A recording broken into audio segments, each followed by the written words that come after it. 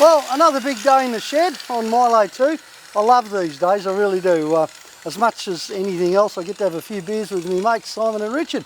At the end of the day, try not to do it during the day, we've got the new door from Paul Read. Thank you very much, MrLandcruiser. It came with a single piece of glass, no quarter windows. Never seen a Toyota door like that, but because the other one's got a quarter window and I love quarter windows, we'll be building this one up with the other one's gear. It's already painted. We've got the guard, that copped a quick paint job. The rubbers around the back wheel arches, it's needed those all along. I'm going to have to do some work on the mud flats yet, but the rubbers look really cool on the new profile of the rear guards. The whole back section's starting to look tough now, it's great. And there are lots of other things going on. You can hear Rich going flat out in the background. This is the piece de resistance, if you'll pardon my Spanish or whatever that is.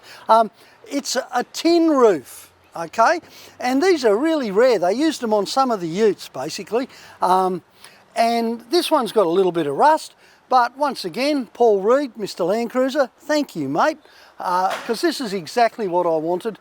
They're a whole lot tougher than the fiberglass roof. We could have patched that fiberglass roof that we had, but I'd rather start with a steel one, grind it out, hit it with the naval jelly, give it a coat of paint.